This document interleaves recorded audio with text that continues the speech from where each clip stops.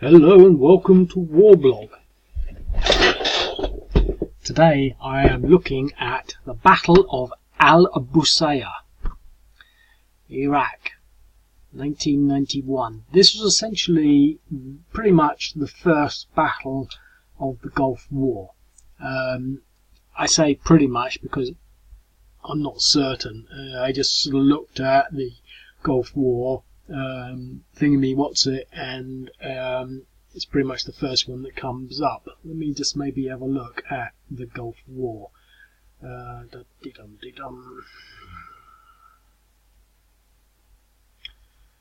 It started pretty much on the well, it didn't start on the 2nd of August 1990. The Gulf War.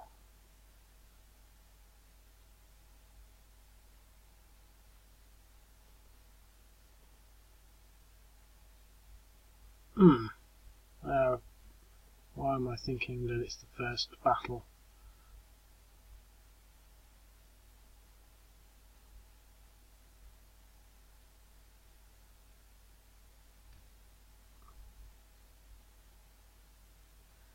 Yeah.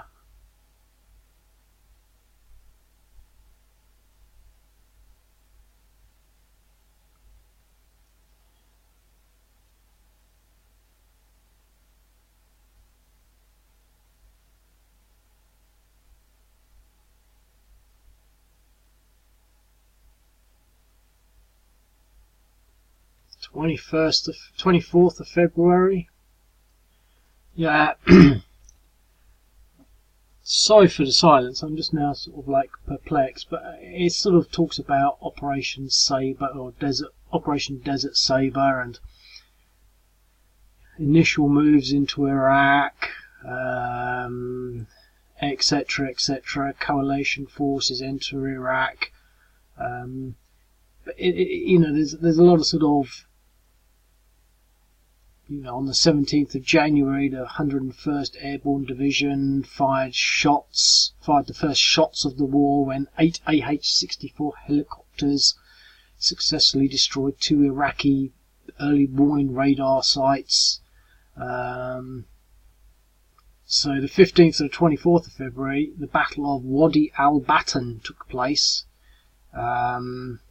So I probably skipped that and went straight down to the coalition forces enter Iraq, etc., etc. And then it basically gets to sort of the stage where, and then next it's the end of hostilities. What's that? Okay, let's forget about the sentence being about the first, because as I said, I did say, when I said that I was a bit uncertain, but on the 22nd of February, Iraq agreed to a Soviet proposed ceasefire. The agreement called for Iraqi troops to withdraw to pre-invasion positions within 6 weeks. Following a total ceasefire, and called for the monitoring of the ceasefire to withdrawal to be overseen by the UN Council. However, the coalition rejected the proposal. So on the 23rd of February, fighting resulted in the capture of 500 Iraqi soldiers, and on the 24th of February, British and American forces crossed the Iraq-Kuwait border and entered Iraq in large numbers. So it happened on the first day of the main assault, and I'm going to try and essentially at some point do everything. So let's sort of just get into it. I mean, it's sort of one of the first battles, and it's interesting. It's sort of interesting for a few reasons. Let me just get maybe the first reason why it's interesting. Because I can't find this place. It took me a long time to find this place. It sort of says, it was Al-Busayyah. And you sort of think, okay, let's just sort of get this map out here and sort of, well, where's Al-Busayyah? And now here you've got the sort of a few hints, and you can actually see this road, and you can actually see that. It wasn't there yesterday. I couldn't see it, but it's actually there. But the way I found it was by looking at this, because I've got a military map. It's got Al-Shabaka, Al-Salman, and then if you look at that distance there, it's about the same distance down here which is about there, but then a bit more over here, and essentially it's there.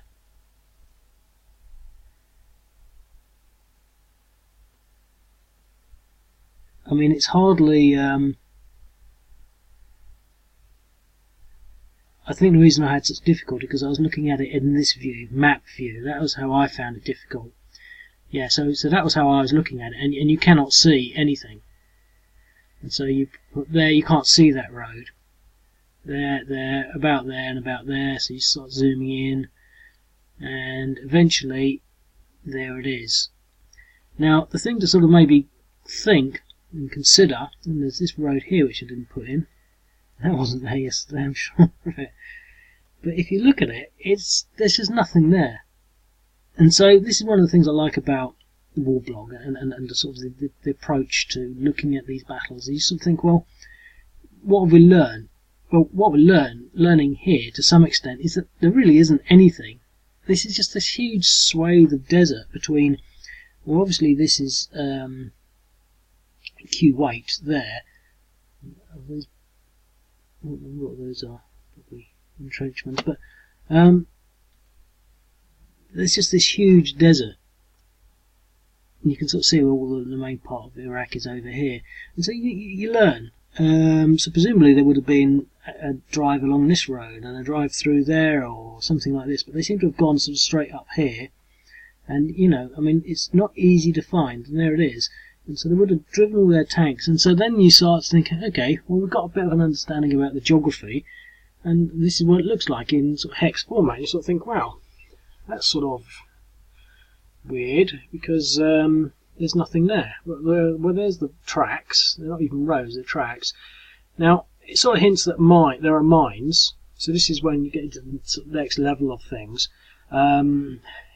It doesn't really say that there is a solid line of mines, but when you start thinking about almost an open topography like that, it's almost, if you know anything about, well, I think it's Carl Weber, Max Weber, let me see, Weber,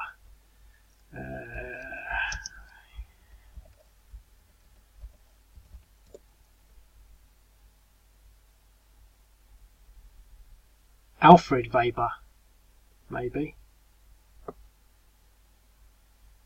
Economic geography.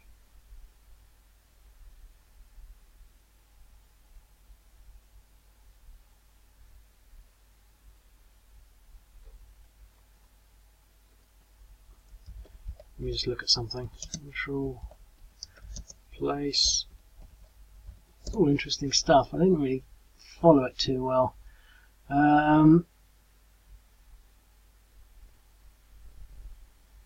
Well, there you go. There's me getting things all muddled.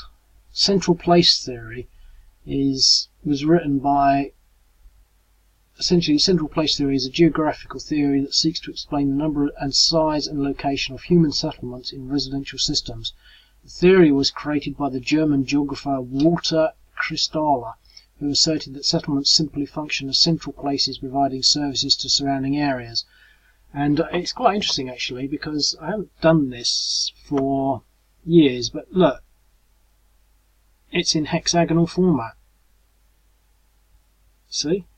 And what it's all about is, well, you can look at it, central place theory, but the point is it works on the basic proposition of a homogeneous landscape. And you've almost got that because there's just nothing here. And so everything is, you know, homogeneous. And so we've got this almost in parallel here. But I've got this line, and so you sort of think, well, okay, well, it's not going to naturally follow anything. It's not as though we put mines between this hill and that hill. There are no hills. There's nothing. It's just flat. It's featureless. And so this minefield, well, what does it do? Does it spread along the whole of Iraq? Or where does it come? Where does it start and where does it end? So it sort of looks a bit, that's just a big straight line. But when you think about it, and you know, it's probably how it was. The density might, you know, how dense was it? I don't know. It did hold up some of the mechanised units, but they start off, the first thing they do is essentially they use these engineers to clear some mines out.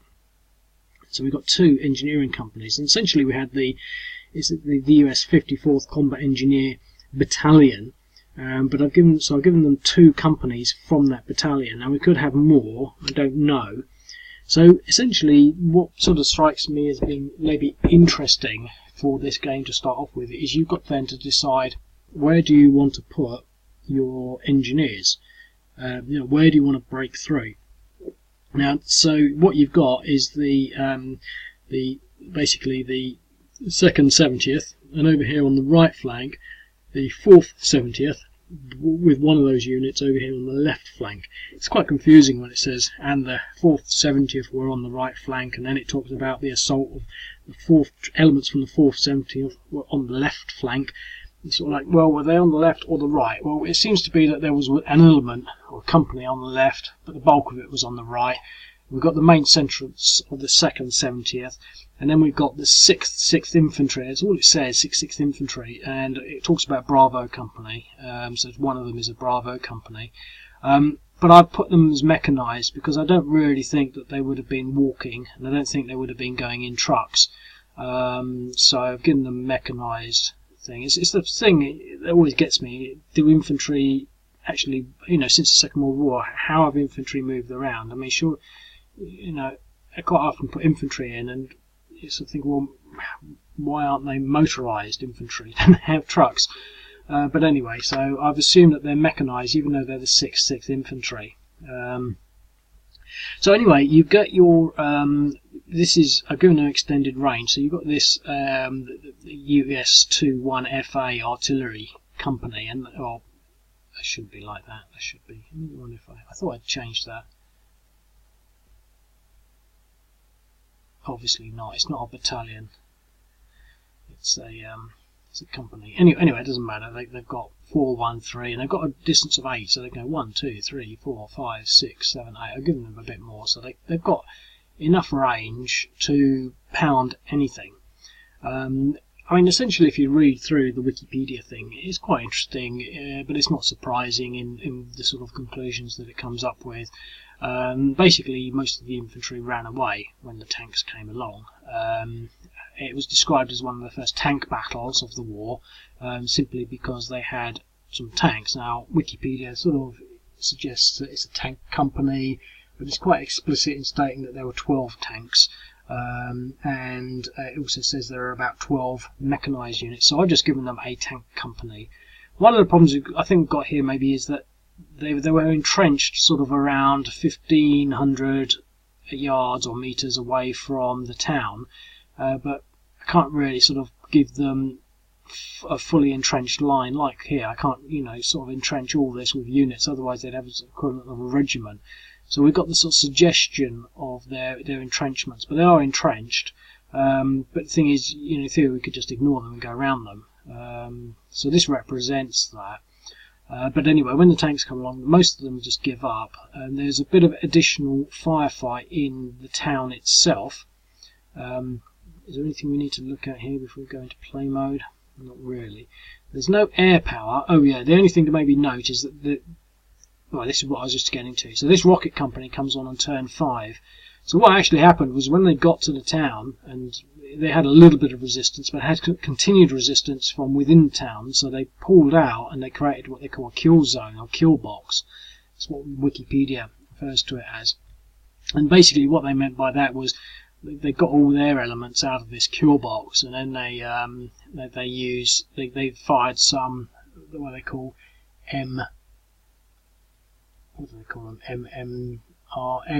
MLRS, which is basically rockets, multiple launcher rocket systems, I think.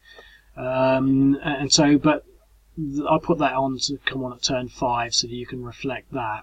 But it's pretty straightforward. I mean, everyone knows that the coalition forces and the US forces walked straight over pretty much everything in Iraq. And so it's not that sort of balanced game, but I think it's sort of interesting to some extent from the point of view that actually looking at each battle individually and sort of contemplating what happened. I mean, for example, the one thing that sort of struck me was, well, okay, they ran away as soon as the tanks approached, but I mean, and they had mines and they were heavily entrenched, and they had, if you read it, they weren't sort of just pretending. If you see the pictures, they had some pretty hefty military equipment, tanks, so they must have been prepped and psyched up. But I was sort of thinking, well, if you're an infantryman in a trench and you see these Abrams tanks coming towards you, it's sort of understandable that suddenly faced with the sudden concept of your life not particularly being as long as you maybe thought it might have been, and judging and sort of contrasting that to the sort of like the worthwhileness of sacrificing it for your country, they gave up, and you know, that's pretty much sort of what happened. But I mean, that's that concept of, you know, how they might have felt. You know, I was thinking, well, you know, if I was to feel like that, you would have thought, well, you know, surely they would just fire to the last bullet, and you know, but I mean, how it's not about being a coward, for example. It's about the actual common sense of firing an AK-47 at an Abrams tank. I mean, how long can you do that before you realise that it's only a matter of time before their firepower comes back at you and removes you from your mortal coil, so to speak.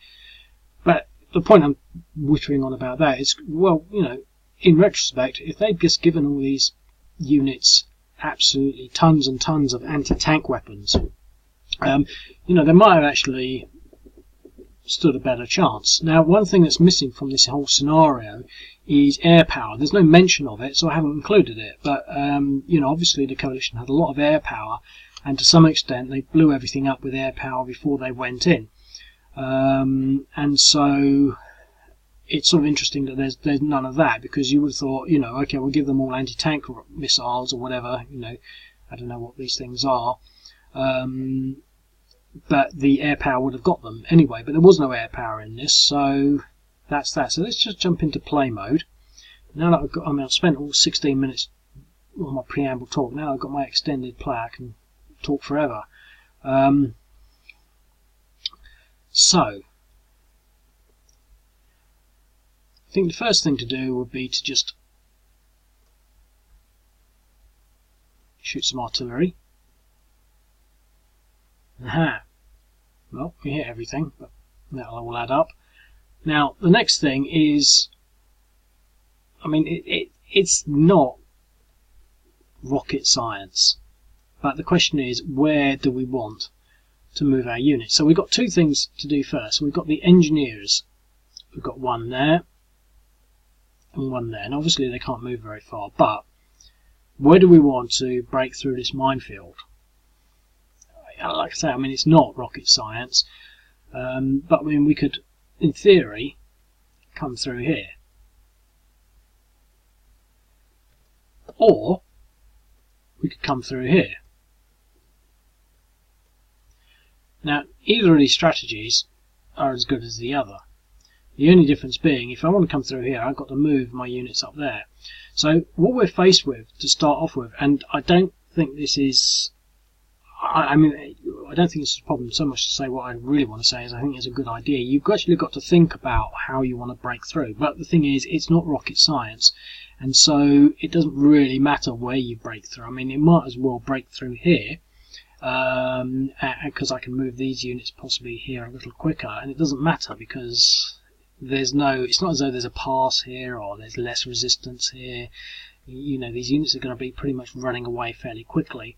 And similarly here, do we want to actually break through here, or do we want to break through knowing that our units are here?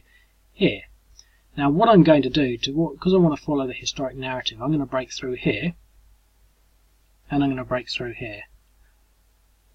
Now that means that I've got to move these units into place. Now I know that they're engineers, so I won't be able to clear that minefield until I start in that hex. So they've got to move there. So I'm not sure what the movement through desert is, but it could be 1, or it could be 3. I'm not sure what it is. So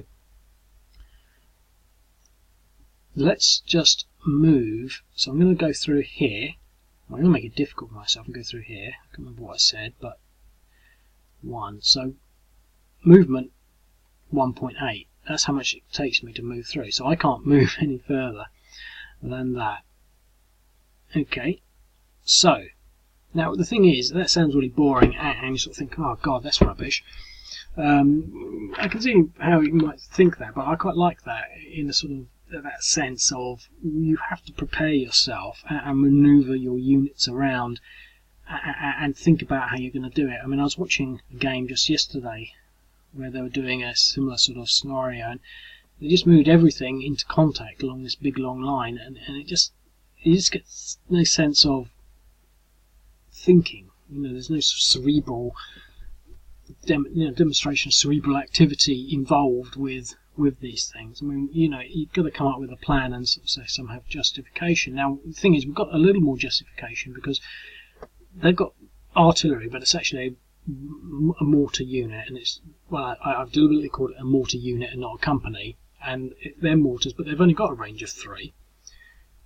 1, 2, 3. So there's nothing threatening us. We could spend all day manoeuvring down here, and that's the point I'm sort of trying to get to. So we go to the Iraqi turn where they're not going to do anything.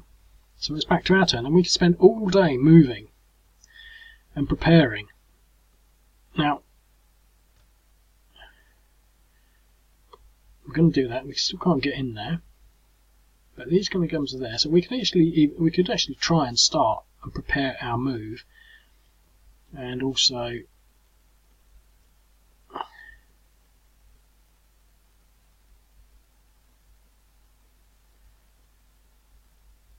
now, one thing that's worth bearing in mind is we won't be able to get these units through the minefield, but if you read the Wikipedia, it does actually state that the rest of, well, it does actually state that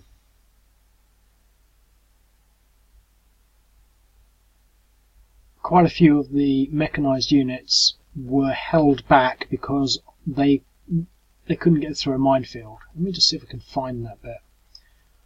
Control F, mine. So it says the 54th Combat Engineers Battalion cleared 2 minefields for the approach. So that's what they did first. So that's probably why I've given them 2 units, cleared 2 minefields. But it said basically later on they did not engage the vehicles because the location of Task Force 66 infantry to their right was not confirmed. Continuing their advance, they encountered and destroyed an abandoned T-55 at close range.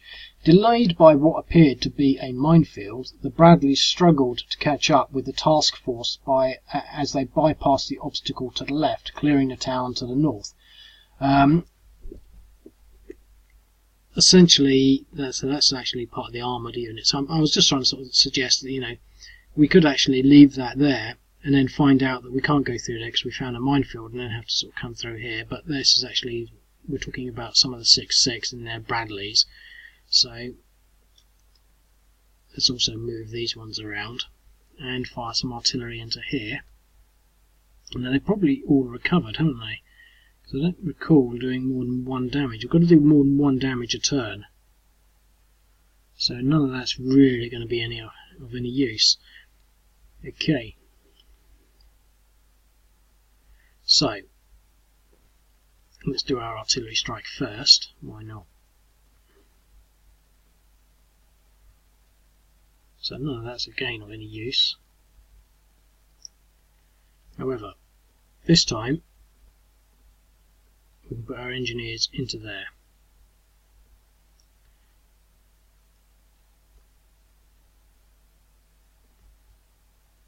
Okay, the Iraqis are not going to do anything. We'll fire our artillery again.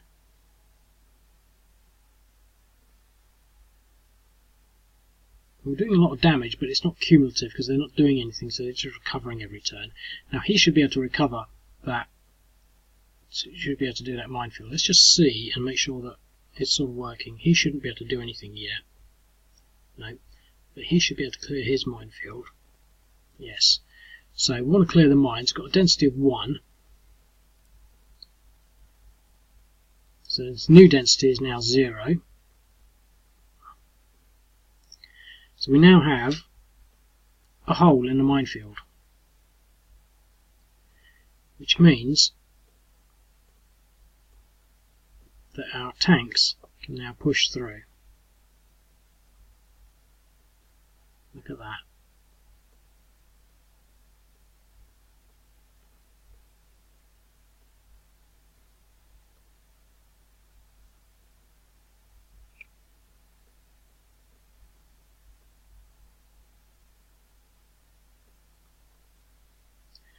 Now, these are all infantry, so I'm not going to commit them into this battle because this is sort of like a tank battle.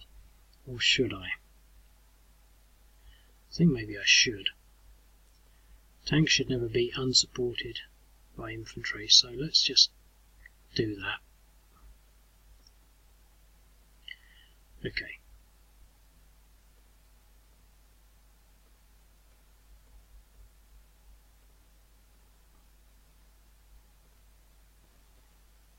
Seven to 1 DE.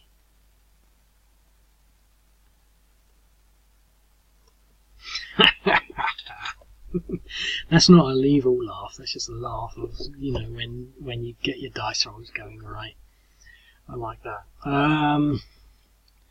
So, we've still got some movement, but not much. In fact, none at all, really. So, we should be able to break through there next turn.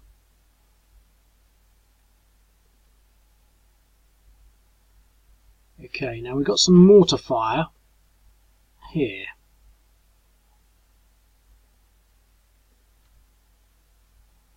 So we received some damage on these Abram tanks here, the 2nd 70th.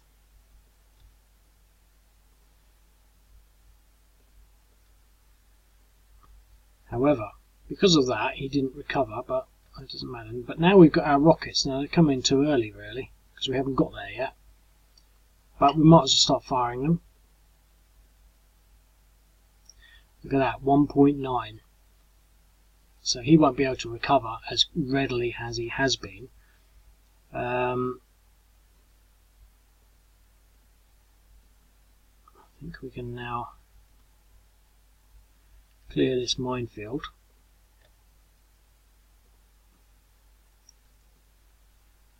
Okay, and the other thing to sort of possibly bear in mind is that this engineering unit, he's got another 5 turns before he can clear more mines. But just to sort of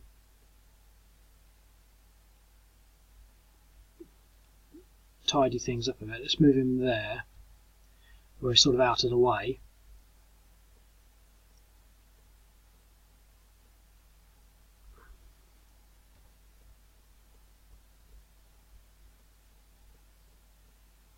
Okay, so the 470th is coming on the right flank. We received a little bit of damage here on this unit. So I think we're going to not go much further with that, but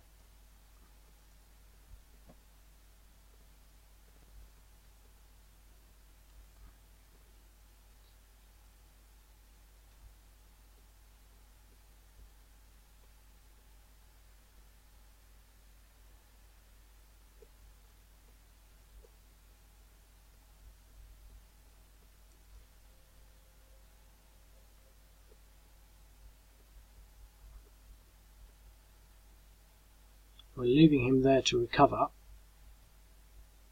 and these units are going to move, I think,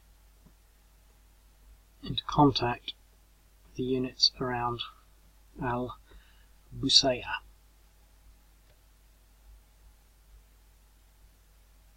We've moved these units, so hopefully we should be able to just destroy this unit.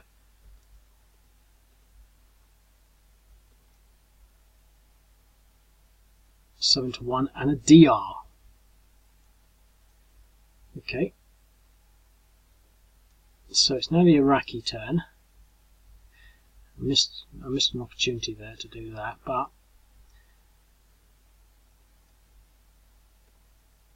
let's put our rockets in, our artillery, 0.8 on that, so we've done some damage there. We're not going to attack, but we're going to do some attrition. Now what we don't have really is the option to run away. You know, I mean, we could do it naturally, but I think in this game or this scenario, what we're looking at, we did some damage though, 1.4, 0.6. You know, we're looking at an optimal. For example, it always makes me wonder what would have happened in the Falklands if the Argentinians at the first part, I can't remember, it's not Goose, I think not Goose Green, it's sort of the bit to the west of Stanley, if they hadn't surrendered, because they had about 300 or 400 Argentinians and there were only about 50 or 60 Marines, and the Marines were pinned down, and they were pretty much at the end of it, and then the Argentinians just sort of out of the blue surrendered. And what if they hadn't? You know, they had the manpower on paper. They had the manpower. They just had to sit there firing, but they were raw recruits. And you know, that factor of, you know, what if they'd mechanically done what they could have done to their best? How would that have panned out?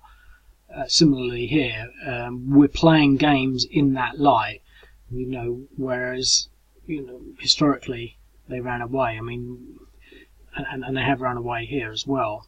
I just want to reiterate that when they do get eliminated, they're not considered dead. It is considered sort of part and parcel of them having surrendered. The only difference here being that we don't actually have them on the board as surrendered units, and in reality they had to leave a Recce company to deal with all the surrendered forces.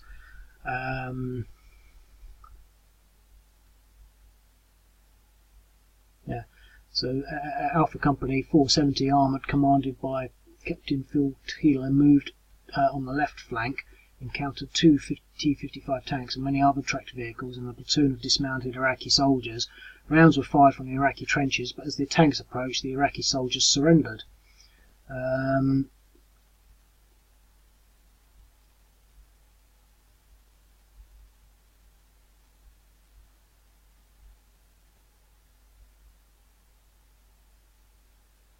Just looking for the bit that talks about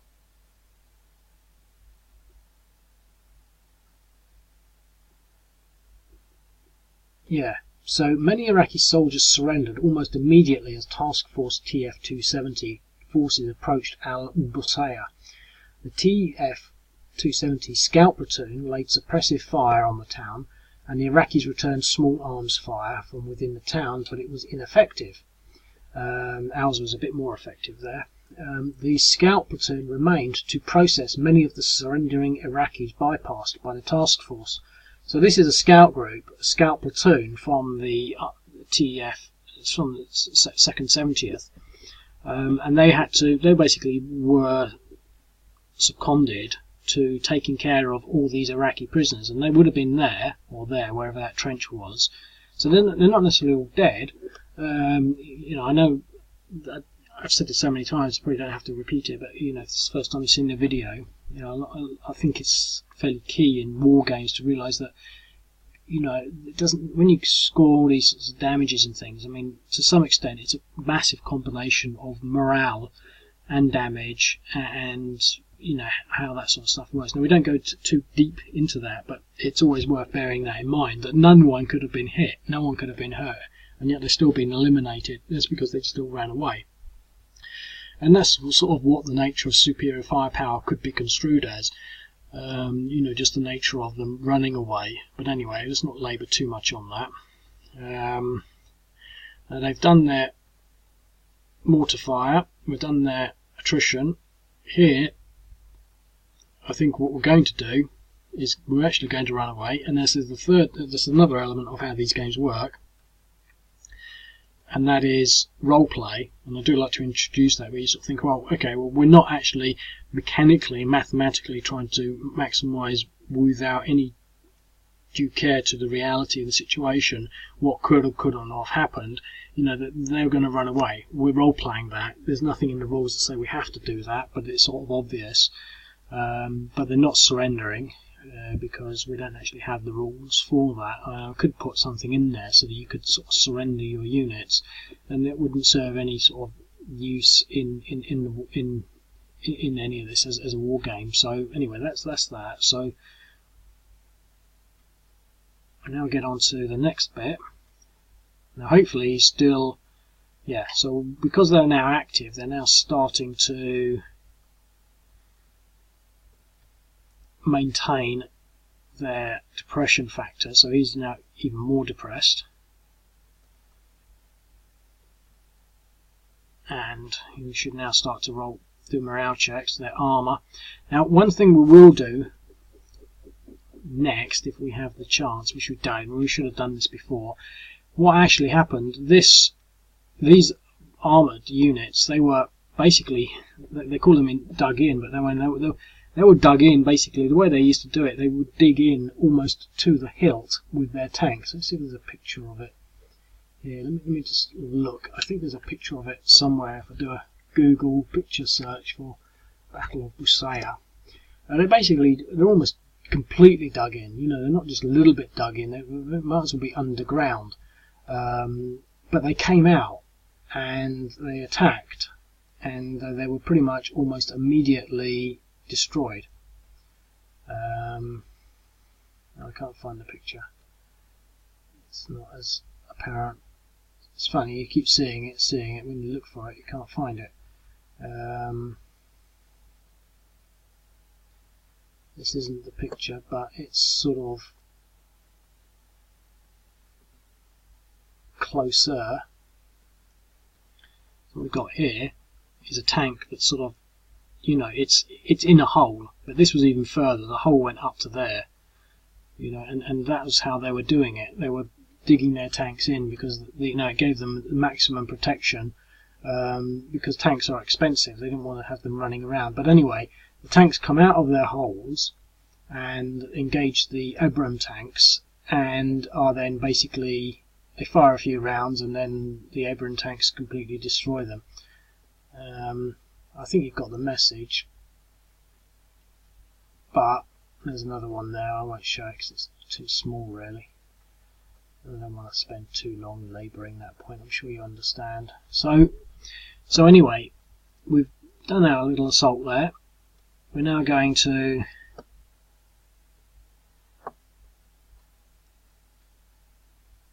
engage here.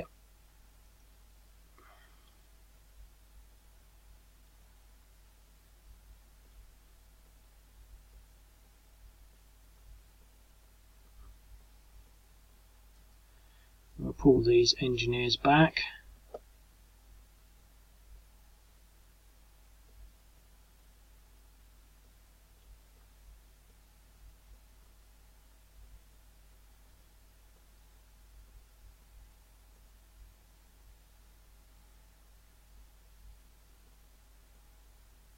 So there we've got some infantry, but there's the tanks that were sort of dug in that then came out.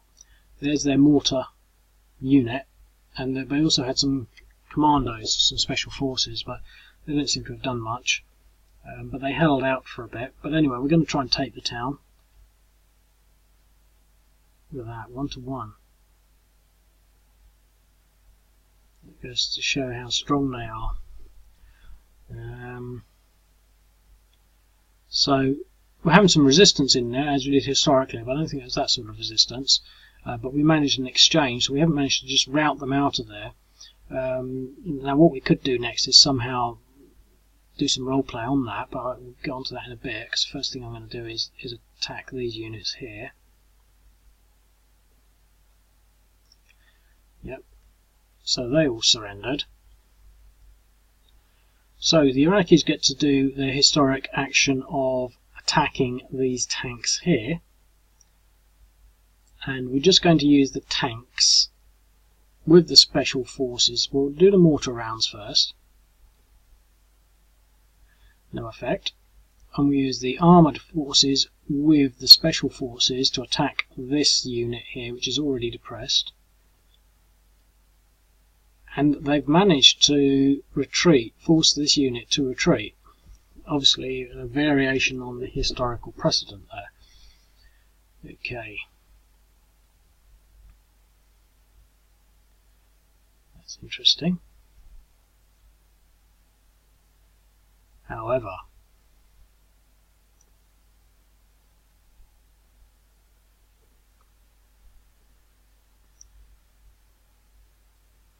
.4 on that. Shame we didn't get any routes, because he should be checking for routes. So should he. He's nearly there, and he's nearly there.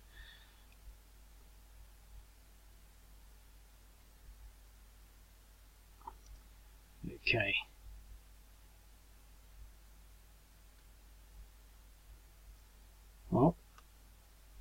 I'd like to keep him still, but I think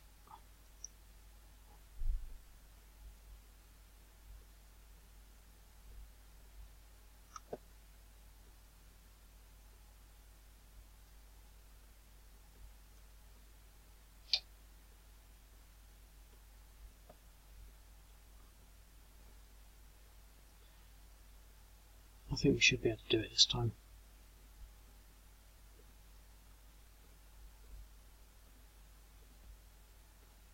It'd be interesting to see what the odds are. Probably won't be much better than 2 to 1. 2 to 1 and a DR. So we forced them out. I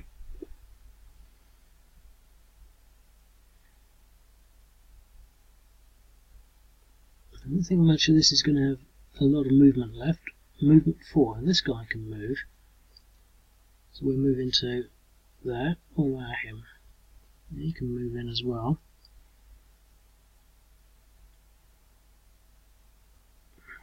Reload that.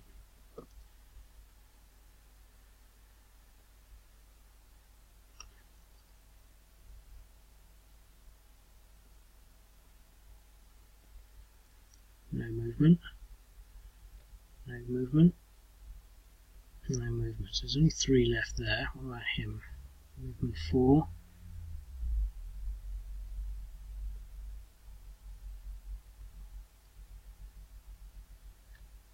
Well, before we do that, get him to there.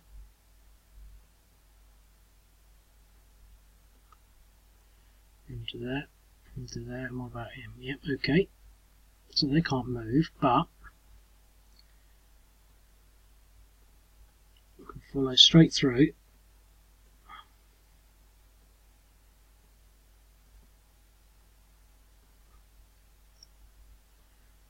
And they all surrendered.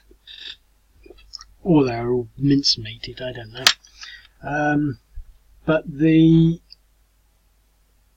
actual Wikipedia article says that the US suffered no casualties or losses. So obviously a little ahistorical, because we got a few. We got a DR. That would have been some casualties and some losses of some sort. But the Iraqis lost 12 tanks. So that was their entire armoured company. 2 BRDMs were destroyed, 1 BMP. I think they're both sort of mechanised units, which I've sort of assumed are integrated with that armoured company. 25 vehicles were destroyed, so probably belonging to the special forces and the infantry, etc. And 16 were captured. It doesn't say how many were destroyed, were killed. It doesn't say how many were involved either. So I think that's sort of a fairly reasonable reflection of what happened, really. I'm sort of happy with that. I think you're never going to get sort of perfect simulation of things, but and there you go. We've converted Al-Busayyah, which is now in coalition hands. But the thing to note is that this wasn't really an objective. It was just en route to Basra, I think, and that's where they're sort of going. Where did they go after that? After Al-Basra, the brigade continued movement northeast, which is that way, geographically challenged, expecting to halt along phase line New Mexico at approximately 12:30, and east of Python. The task force halted to conduct refueling and supply. Iron Brigade would go on to fight the Battle of Medina Ridge the following day. Just a little, maybe quick word of note on the phase line. It's not something I've heard before, but it seems to be sort of continually referred to in this scenario. What they have phase lines, and that's basically something like this. And so phase line was sort of, there would have been one here as well, so this would have been sort of phase line whatever, and it talks here about phase line New Mexico, so this could have been New Mexico here. And basically, I can't spell New Mexico, you know what I'm trying to do, New Mexico. Basically, once you've sort of got control up to that line, that's where the phase line was, and so this is how they sort of done it, and there's some diagrams in there sort of reflecting that on the internet, sort of under some articles, but I've not seen it like that before. I don't really think there's, you know, I mean, it's sort of interesting to sort of look at the reference there, and obviously they were using it to define when success, each stage of you know, the defined or the expected success was achieved. So obviously, once they've crossed the minefields, they've gone past, you know, that particular phase line. For example, in the introduction in Wikipedia, it says at dawn at 6:30 on the 26th of February, the task force moved towards phase line smash on the outskirts of Busayyah. So this could have been smash here. Phase line smash. There you go, you can actually maybe read that. Phase lines are map references occurring every few kilometres used to measure progress of an offensive operation. And then it's sort of got phase line smash.